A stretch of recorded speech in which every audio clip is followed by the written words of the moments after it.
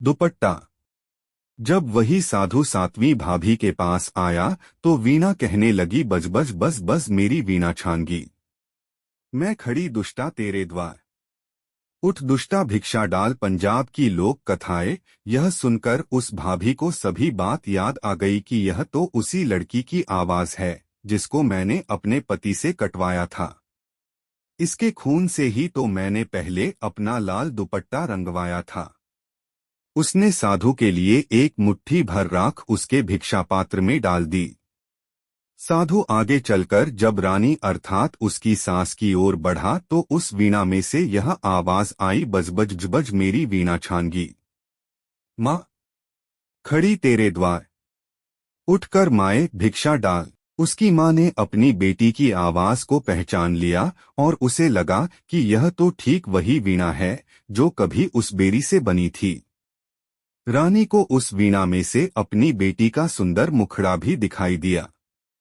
उसने उस वीणा को उसका मुहमांगा मोल देकर उस साधु से खरीद लिया और उसे ले जाकर भीतर एक अलमारी में रख दिया। इसके बाद उस साधु महात्मा को और बहुत सा धन देकर खुशी खुशी अपने महल से विदा किया। इसके बाद जब कभी वह रानी अपने कमरे में से कहीं बाहर जाती तब उसके वापस आने तक घर का सारा साफ सफाई का काम किया हुआ होता था। इसी तरह कई दिन बीत गए।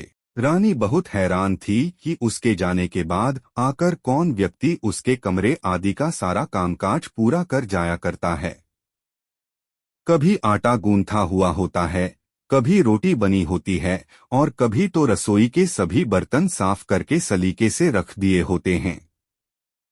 एक दिन रानी बाहर जाते ही लौट आई और कोने में छिपकर देखती रही। उसने देखा कि एक लड़की उसी वीणा वाली अलमारी में से बाहर निकलकर घर का सारा कामकाज निपटाने में लगी है। तभी रानी ने भीतर प्रवेश किया और उससे मधुर स्वर में यूं पुकार कर कहा, मेरी अच्छी पुत्री। इतना मधुर और स्नेहभरा स्वर सुनकर वह लड़की एकदम से अपनी माँ के गले लगकर रोने लगी तो माँ ने बड़ी कठिनाई से उसे चुप कराया। एक दिन जब माँ अपनी पुत्री को स्नान करवा रही थी तब उसने देखा कि बेटी के सिर में एक कील ठुमकी हुई है। जब माँ उसके सिर में से खींचकर उस कील को निकालने लगी तो लड़की ने कहा, माँ यह कील अभी मत निकालना, नहीं तो सारा काम खराब हो जाएगा। यह तो साधु महात्मा की गाड़ी हुई कील है। इतना कहने के बाद उस लड़की ने अपनी सारी व्यथाकथा अपनी माँ को सुना दी। फिर भी उसकी माँ को वह कील जरा भी अच्छी नहीं लग रही थी, इसलिए हट करके उसने वह कील लड़की के सिर में से बाहर निकाल कर ही चैन ली। जैसे ही कील सिर में से बाहर निकली वैसे ही वह लड़की अदृश्य हो गई।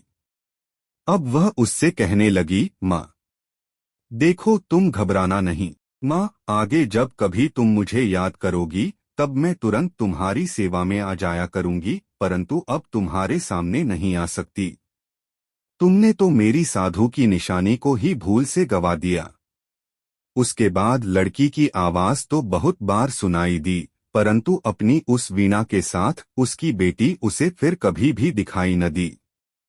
फिर रानी की आज्ञा पाकर उसकी भाभी और उसके भाई को, जिन्होंने उसे काटकर उसके खून से लाल दुपट्टा रंगा था, कुत्तों से बुरी तरह से चीरफाड़ करवा दिया। इसके बाद आगे से शेष सारा परिवार प्रसन्नता और सुख शांति से अपना आगे का जीवन व्यतीत करने लगा। छहों भाई अपनी उस बहन के ही नाम से सत्य और न्याय का राज्य करने लगे। प्रजा उन सबकी लंबी आयु होने की ईश्वर से नित्य प्रति प्रार्थनाएं किया करती थी। उस प्रजा और उसके राजा को पूरे संसार के लोग आदर्श मानते थे। धन्यवाद। पूरा वीडियो देखने के लिए। आपको वीडियो अच्छा लगा हो तो प्लीज इसे लाइक करें, शेयर करें और चैनल सब्सक्राइब करें।